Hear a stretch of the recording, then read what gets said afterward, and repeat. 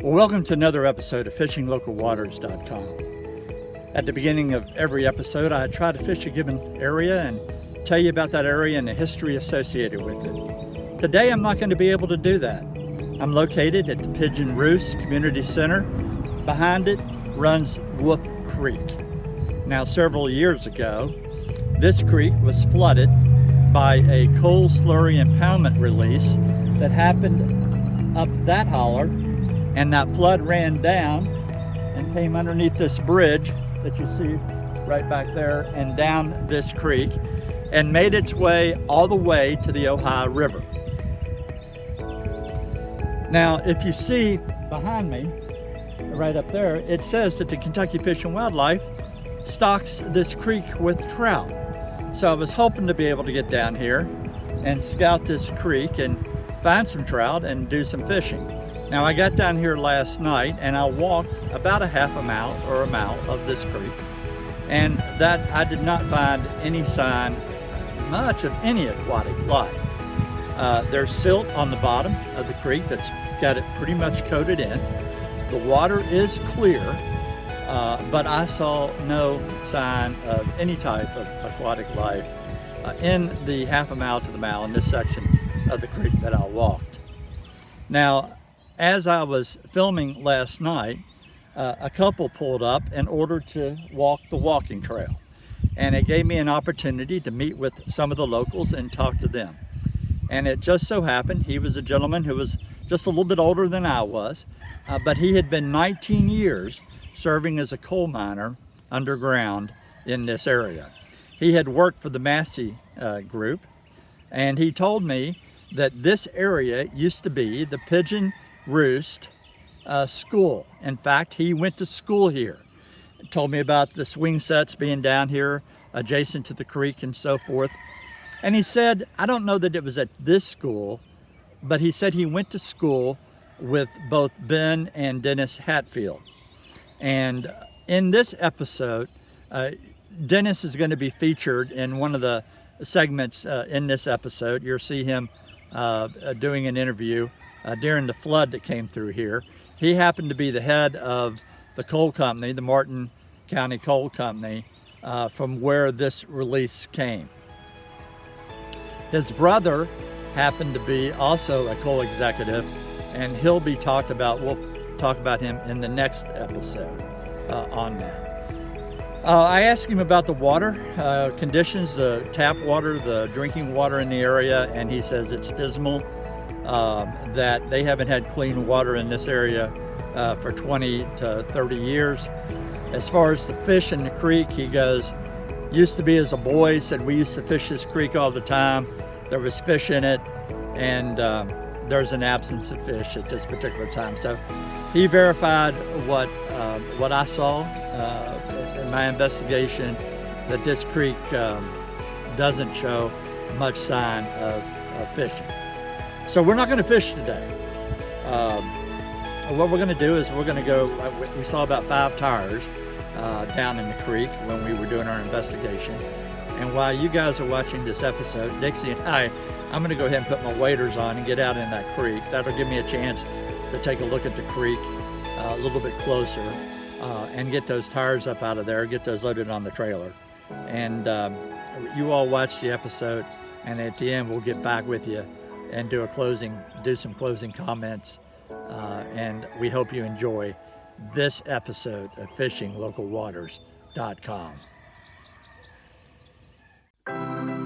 Welcome to another episode of FishingLocalWaters.com. Remember, if you're fishing, you're almost always fishing in someone's local waters. So when on private land, talk to the owners and ask permission, and always be courteous and good stewards whenever you're on private or public properties. As a reminder, if you haven't already, please subscribe below. It helps us and allows us to keep you informed. As always, we hope you enjoy this segment of FishingLocalWaters.com. I've been singing since I've been a kid, but it's just nothing that you would want to go after where I'm from because it seems so unachievable. Can you believe it, the people here? Wow. Where I'm from is such a small town. It's either coal mines, the military, or you go to college. I was 18-year-old when I graduated high school. Went straight underground 4 days after I graduated. It's such a hard life, and it's dangerous. It kind of made me think, if you're going to risk your life and risk it for your country, it's In more the than worth it. 2013 season of America's Got Talent, Jimmy Rose from Pineville, Kentucky, performed a song he wrote and named Coal Keeps the Lights On.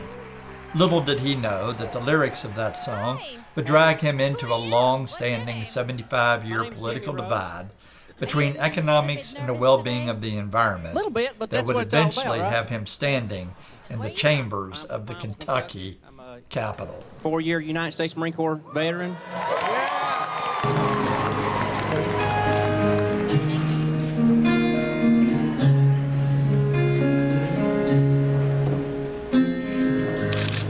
He pulls in that old Chevy from a second shield. Mama's still sleeping, kids still crashed out on the couch. He goes in through the back door. He don't wake one up, so he wipes the coal dust off his face, and he keeps his knees. He says, Lord, I want to thank you for everything, and the strength you give me, make it day by day. Coal keeps the lights on, my hometown keeps a foot on a spoon in my young's mouth, keeps the tars on a truck in a sundress on my baby girl. Coal keeps the bills paid, clothes on the backs and shoes on the feet, in the high school halls of the mountain lions and the Bell County Bobcats on you.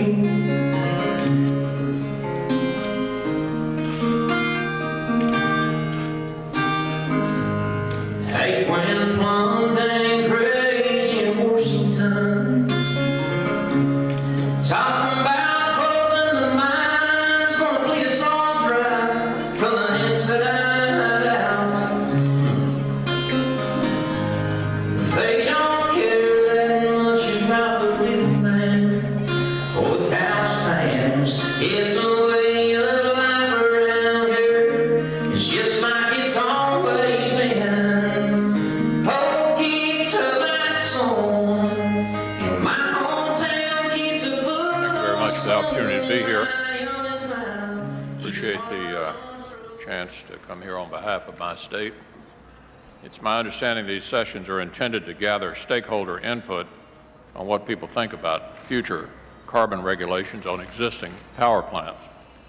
However, I couldn't help but notice these sessions are scheduled only for states where coal does not have a large presence, like California and Massachusetts. Other regions of the country, however, are well aware that coal provides nearly 40% of our nation's electricity. As such, I ask all of you folks to hold a hearing in Pikeville, Kentucky, to hear the concerns of coal country. But since EPA refuses to come to Pikeville, I decided on behalf of Kentucky's coal miners and their families that I would bring their concerns to you myself. If the EPA won't come to listen to us, we'll come here to the EPA. By now, it is clear that this administration and your agency have declared a war on coal. For Kentucky, this means a war on jobs and on our state's economy. The President has outright stated his intentions for the coal industry, and this is what he had to say. If somebody wants to build a coal power plant, they can. It's just that it will bankrupt them because they're going to be charged a huge sum for all the greenhouse gas that's being emitted. It's a direct quote from the President of the United States. Coal keeps the lights on.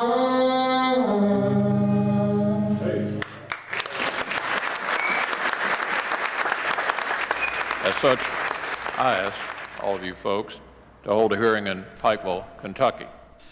I have to say that inviting the EPA to coal country is a little like inviting the preacher to his own church.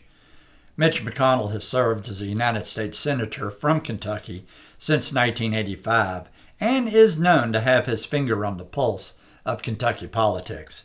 His wife, Elaine Chao, served as the United States Secretary of Labor in the administration of George W. Bush from 2001 to 2009. And as Secretary of Labor, she would have been in charge of the Mine Safety and Health Administration, or MSHA. The EPA was formed on December 2, 1970, and on February 26, 1972, both the EPA and MSHA were called to Buffalo Creek, West Virginia.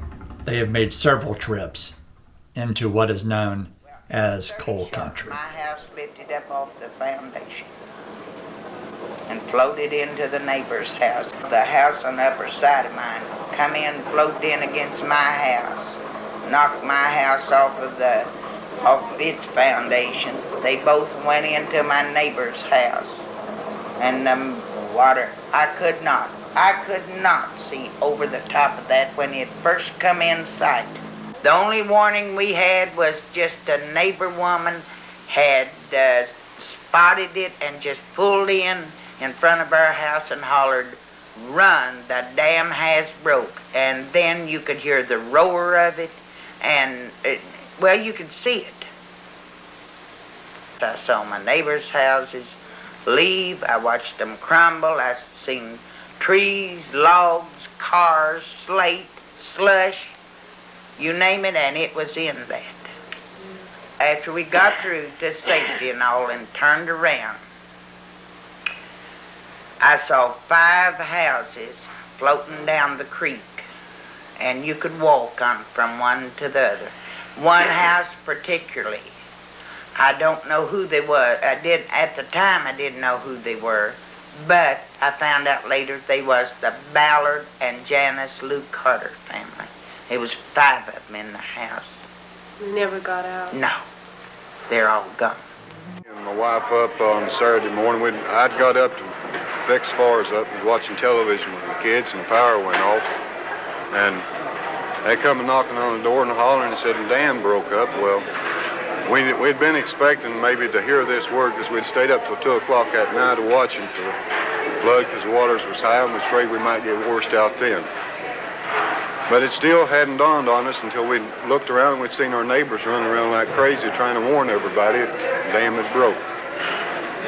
Well, we got ready and I run out on the creek bank with a bunch more of the men there. There's about 5 of us. We'd heard that there was a woman and a baby floating down the creek on part of a house. Well, we stayed out there until there was no longer any need for a stand there because the creek was getting up high, and they all took off and left me there by myself there. My wife had got the kids in the car and started up and was waiting on me. And just as I happened to look up out the side of my eye, I saw it coming. And I took off running for the car, and I warned the people down the creek as I went that the water was coming. They wouldn't believe me, and I told them, I said, well, look out there, you can see the house coming down the creek. But still, they didn't believe. There was just a few took off. Well, we went on down the road then, warning more as we come along to them. And we got our kids to safety, and then we took off back to where we could see what was happening as damage was coming down the creek. We seen about 14 houses destroyed as they hit the bridge, and about 5 cars, and there was many lives lost. But this is the most tragic thing I've ever seen in my life. I'm sorry that God let me live to see it.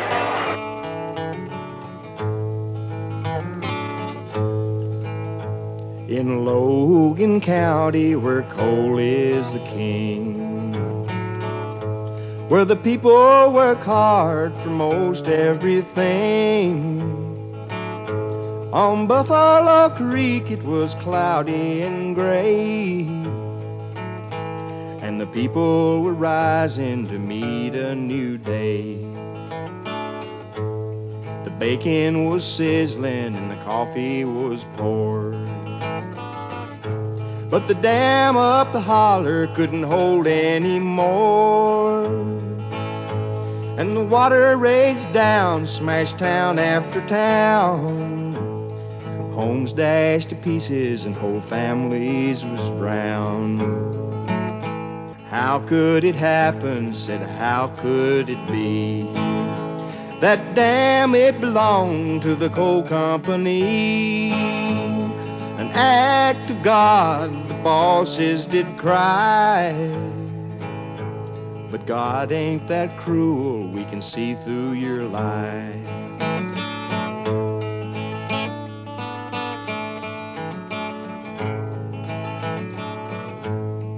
Who ordered the dozer to build that dam? And who's living high off the work of our hands? Who takes our coal but don't share in the fear? Yes, whose greed for money has cost us so dear? Yes, whose greed for money has cost us so dear? Coal slurry impoundments, such as the one associated with the Buffalo Creek flood, often contains mine drainage and is used as a water source in the process of removing mineral impurities from the mined coal. Depending on the coal type, coal has a specific gravity between 1.29 and 1.47 and will sink in water. Therefore, petroleum products such as kerosene and diesel fuel or powdered magnetite are added to the water to change the density and allow the remarkable coal to float to the surface and the impurities to settle to the bottom. For every 100 tons of material that enters the wash plant, 25 to 30 tons of unwanted and unsellable materials are separated. Coarse, disposable materials, known as gob, is often used as backfill on the property or adjacent mine sites. The finer materials, still suspended in the water solution, is allowed to settle in slurry ponds. The water is then recycled into the prep plant as long as the desired specific gravity can be maintained.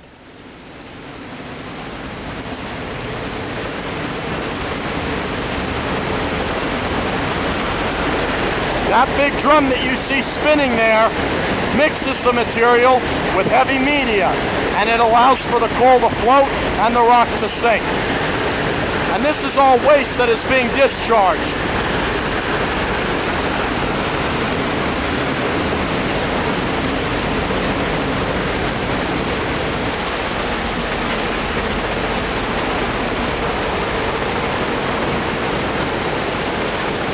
That's pure coal right there.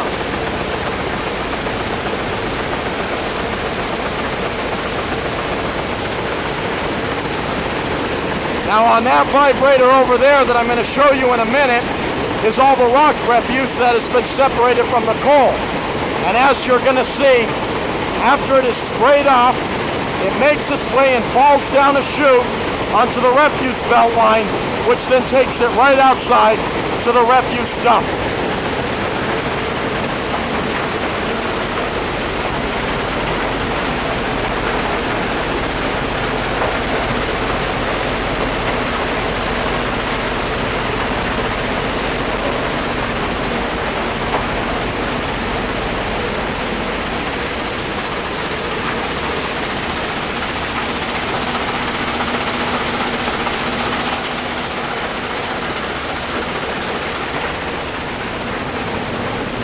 Right below where it falls down the chute is right onto the refuse belt line, and you can see all the material being taken outside to the dump site.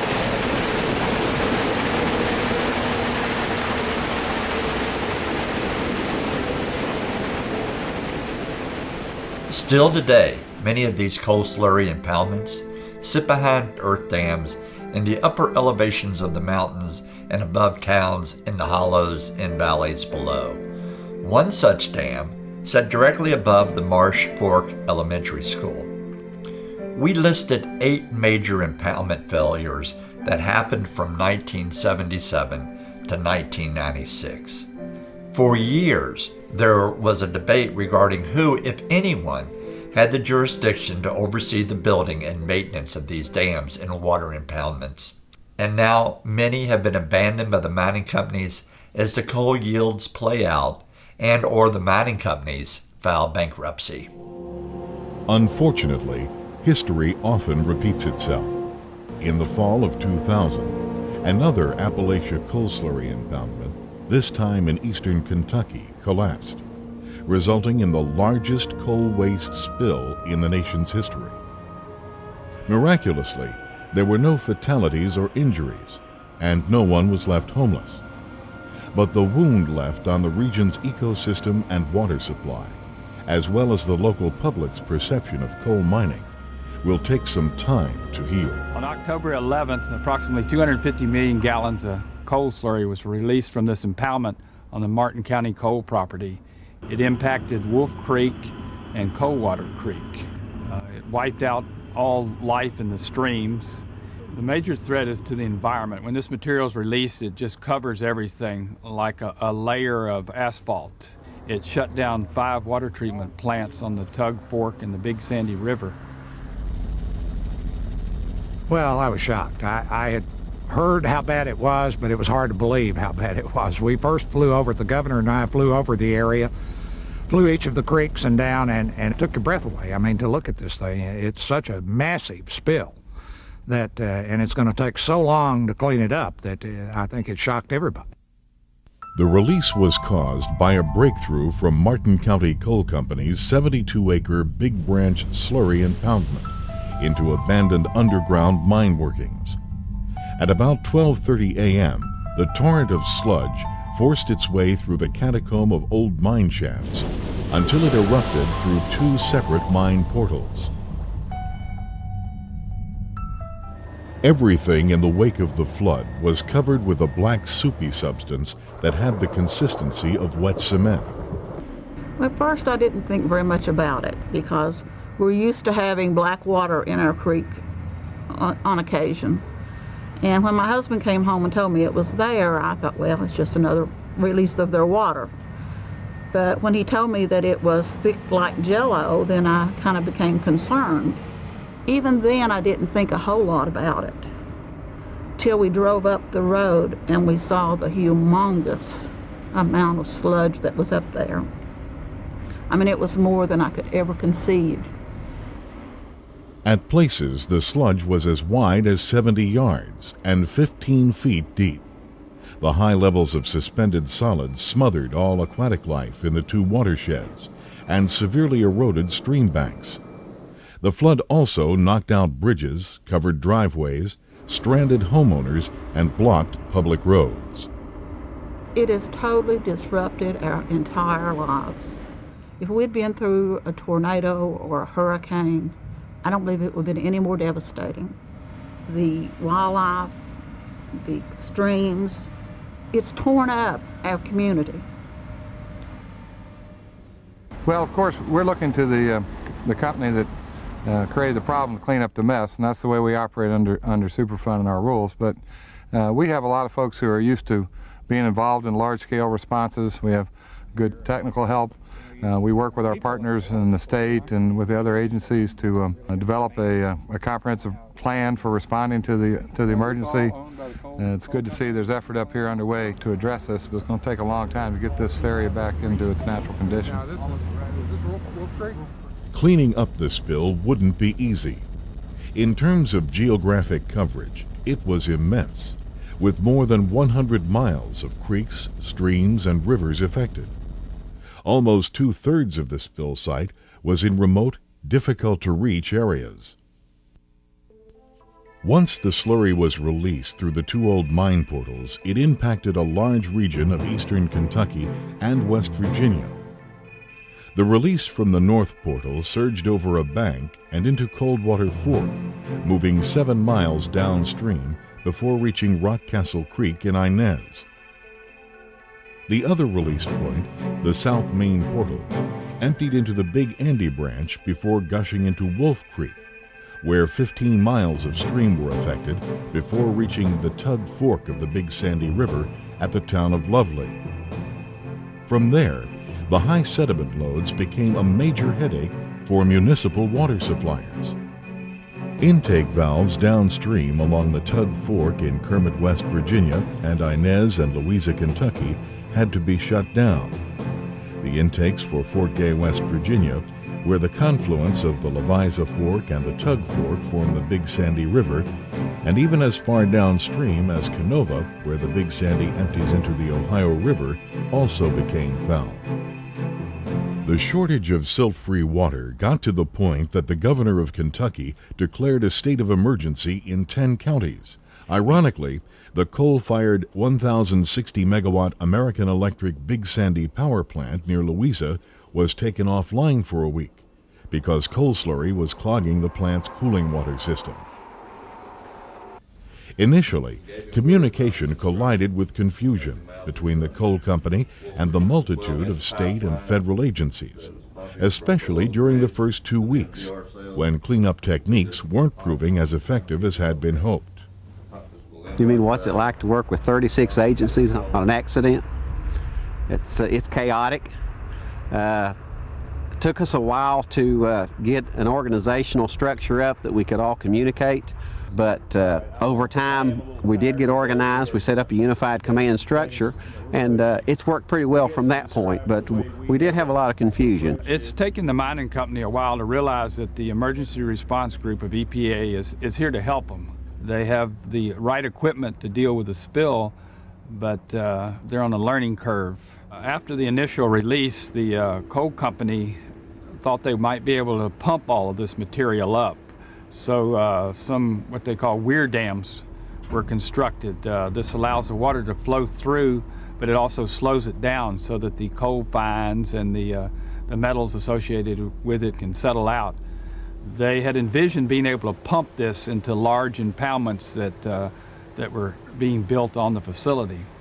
However, it's not turned out to be very practical, so they've gone to another method that we've suggested is trying to solidify the material after drying it out. We're going to be using lime, and there's an estimated at least 200,000 cubic yards of the slurry material that needs to be solidified and transported to a safe disposal area.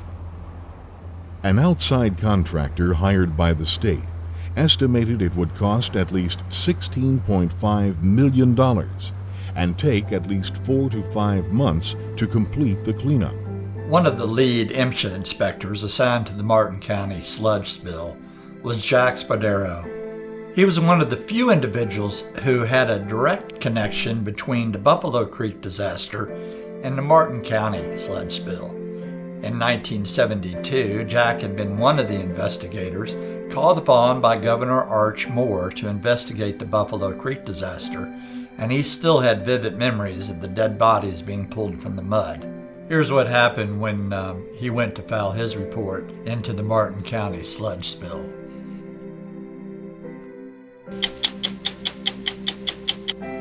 Who is Jack Spadaro? He's a man who's devoted his life to the safety of miners and the safety of people who live near mines.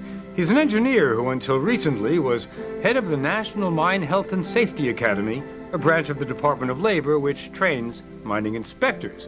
But he lost that job last year after he blew the whistle on what he called a whitewash by the Bush administration of an investigation into a major environmental disaster. I had never seen anything so corrupt and lawless in my entire career as what I saw regarding interference with a federal investigation of the most serious environmental disaster in the history of the eastern United States. Corrupt, lawless, pretty harsh, huh? I've been in government since Richard Nixon. I've been through the Reagan administration, Carter, Clinton. I have never seen anything like this. What he's talking about is what he calls a government cover-up of an investigation into a disaster 25 times the size of the Exxon Valdez spill. It happened in October of 2000. 300 million gallons of coal slurry. That's the thick pudding-like waste from mining operations, flooded land, polluted rivers, and destroyed property in eastern Kentucky and West Virginia. The slurry contains hazardous chemicals, including arsenic and mercury. It polluted 100 miles of stream, killed everything in the stream, all the way to the Ohio River. Spadaro was second in command of the team investigating the accident.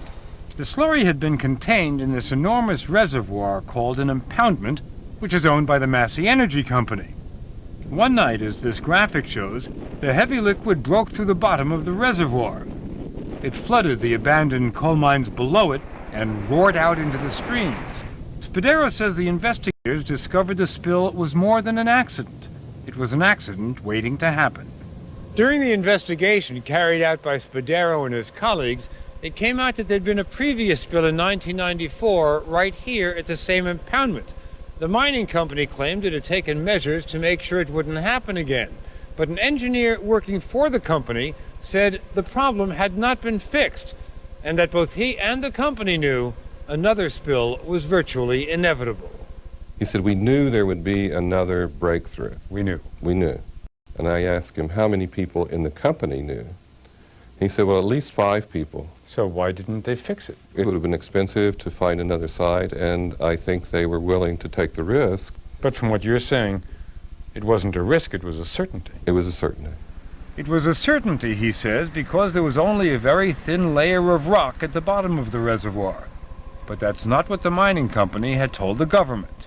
They told the government there was a solid coal barrier at least 70, 80 feet wide between the mine workings and the bottom of the reservoir. In fact, the barrier was less than 20 feet. They were misrepresenting the facts. What's the difference between misrepresenting the facts and lying? They were lying. Yes, that's right. And they knew that. And they knew that. The company knew that. And I'm sorry to say, I believe some people within the government knew that. David McAteer was Spadaro's boss when the disaster happened. He was head of the Mine Safety and Health Administration, which is called MSHA. And he says Spadaro was right, that his own regulators hadn't done their job. I know they didn't do enough in terms of enforcement because the thing failed. That's the proof. And you put together an investigative team? We did. Were you expecting that the report was going to end up fairly harsh? Well, yes. Why wouldn't you expect that? This was a catastrophic failure. By the grace of God only did we avoid fatalities. The report was going to be harsh, Spadaro says. The investigators were going to cite the coal company for serious violations that would probably have led to large fines and even criminal charges. But all that changed when a new administration took over and decided that the country needed more energy and less regulation of energy companies. The investigation into Massey Energy, a generous contributor to the Republican Party, was cut short. The Bush administration came in, and the scope of our investigation was considerably shortened, and we were told to wrap it up in a few weeks. When the Bush administration came in, they cut it off. They did. Ellen Smith publishes the country's only newsletter devoted entirely to mine safety and health. She's been writing about the mining industry for 16 years. People I spoke with who were on the investigation team told me that they believed it was absolutely cut short, that they had more work to do, and that they were told to wrap it up. Was anyone making it clear why they wanted the investigation wrapped up so quickly? It appeared to me they thought we were too close to issuing serious violations to the mining company. The new head of MSHA, a Bush appointee named Dave Larisky, was a former mining industry executive, and so were his top deputies. One day, Spadaro says, Larisky came into his office and insisted he sign a watered-down version of the report, a version that virtually let the coal company and MSHA off the hook. He said, I'm in a hard spot here, and I need you to sign this report. And you replied? I said, take my name off the report because I'm never going to sign the report. Originally, your investigating team wanted to cite the company for how many violations? 8. In the end, how many were they cited for? 2. How much did the government end up fining the company? About $110,000 in fines. Your laughter signifies that this was not a lot of money for a mining company. No, not for this mining company. It's the 5th largest mining company in the country. The mining company, Massey Energy, declined to talk to us. Dave Larisky, the head of the Mine Safety and Health Administration, declined to be interviewed. So did his boss, Elaine Chao, the Secretary of Labor. But the Department of Labor has consistently stood behind the report. But Link Chapman, who lives in the path of that black slurry which flooded his property and terrified his 13-year-old daughter, insists the investigation was a whitewash. I have absolutely no confidence anymore in any of our regulatory agencies. That's why he added a second floor to his home, so his family wouldn't worry about being buried alive if there were another spill. A possibility, he believes, as long as there are hundreds of slurry impoundments in the mountains of Appalachia. It's a terrible thing as a father when kids lay down at night and you tuck them in and they ask you, Dad, the slurry's not going to come out tonight, is it? And you have to tell them, I don't know that the slurry's not going to come out tonight. 3 years after the spill, there's still slurry on the Chapman's property, and you don't have to dig deep to find it. This is coal slurry. Very nasty.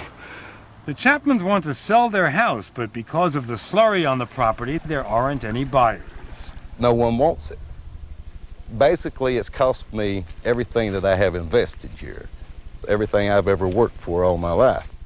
All Jack Spadaro has worked for in his life has been mine safety. So when he felt his new bosses were trying to sabotage the investigation, trying to get him to go along with a cover-up, he complained to the Labor Department's Inspector General. The Inspector General of the Labor Department decided to look into it, issued a report, and I'll quote from his report, said, "None of the allegations brought forward by Mr. Spadaro were substantiated." How do you respond to that? That statement is a lie, is a flat-out lie. I do not trust the IG report. So much information was withheld from the public. Ellen Smith was shocked to see that about half of the Inspector General's report had been blanked out by the government. If you look through this report, you will see huge black marks. The whole page. There are other whole pages. How come? They were withholding information that may or may not have proved Spadaro's allegations. And we will never know what that report says. Do they do this when they issue a report? Do they black a lot of stuff out? No. Is this usual? No, this is highly unusual. And Spadaro says the unusual doesn't stop there. Remember, he was head of the Mining Academy. And when his new boss, Bush administration appointees came in, he says they doled out lucrative contracts for work at the academy to their friends. One contract for a training program was worth nearly $200,000. This is a sizable contract. Yes. Was it put out for bids? No, it wasn't put out for bid at all. How could they not put it out for bids? They violated the law and they knew it. MSHA denies violating the law, but Spadaro says they pulled it off with some clever bookkeeping. My understanding is what they did was, instead of asking for bids for a $200,000 contract, they divided them up into tiny little contracts. That's exactly what happened. They did $1,025 contracts 180 times. They thought that no one would notice. They were wrong. You've looked into this. What did you find? I found no bid contracts. I found that contracts went out to the two deputy assistant secretaries for MSHA, to former business associates and friends. They did not go out for bid. And the guy who blew the whistle, Jack Spadaro. He is absolutely getting his life ruined. One day last year, government agents went into Spadaro's office, went through his files, and locked him out. They changed the locks on my door and still have not allowed me to return to my workplace. Spadaro spends his days at home now. The government says he was removed from his job primarily for abusing his authority, failing to follow procedures, and also for using his government credit card without authorization. Spadaro denies all the charges. There are cases upon cases of people who have had far more egregious charges than Jack Spadaro. And didn't lose their jobs. You have a guy in one of the regulatory agencies that actually wants to stand up for what's right, and because he rocks their boat, he gets threw overboard.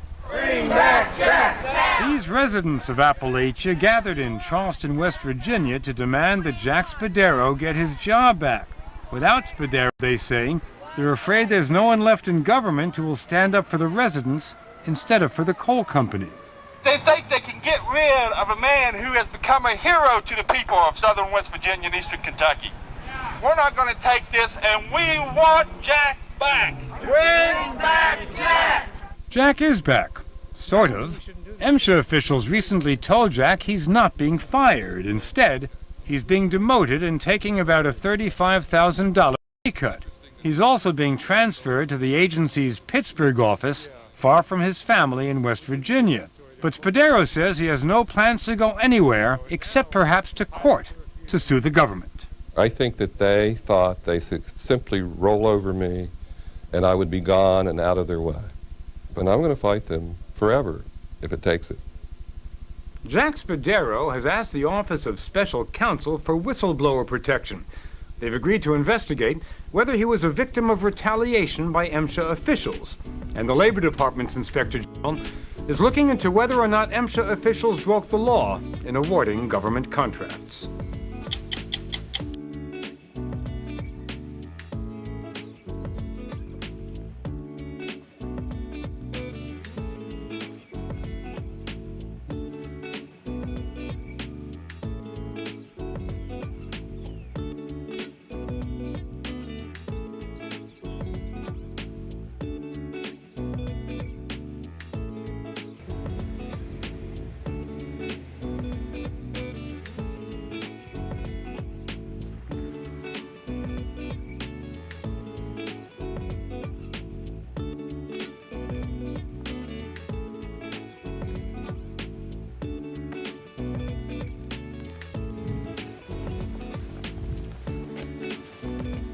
Well, we hope you enjoyed this edition of FishingLocalWaters.com, and I hope you get an appreciation for some of the politics associated with the coal industry and how that impacts the local communities in which where coal mines are. It's been a good day. We didn't get any fishing done, but we did get some tires pulled out. And I met another gentleman who lives in the area. His name is Rainbow, believe it or not. I asked him how he came by the name, and he goes, I don't know. I've had it all my life. And that's how these, sometimes these surnames or nicknames go. But Rainbow, nice guy. Enjoyed talking to him. And him and I walked up on the other side of the bridge that we talked about in the opening episode. We walked up there. He said that a couple of weeks ago, there were some boys that was fishing up in that area where that there's a confluence with another creek. We went up there and took a look. We didn't see any trout today, but he was indicating that he believes that there was some trout up in that area about 2 weeks ago. So anyway, I didn't catch any trout. I did catch 1, 2, 3, 4, 5, 6 mighty fine tires. We'll take those home. Again, thank you for watching another episode of FishingLocalWaters.com, and we look forward to hearing from you again and seeing you in the next episode where we dig into the Fraser lawsuit that's associated with coal country. But we'll see you then. Thank you so much. And by the way, if you're ever interested in helping out on river cleanups and so forth, drop me an email.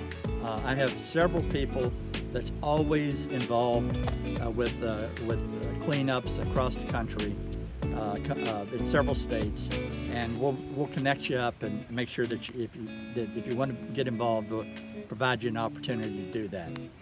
Until next time, thank you for watching FishingLocalWaters.com.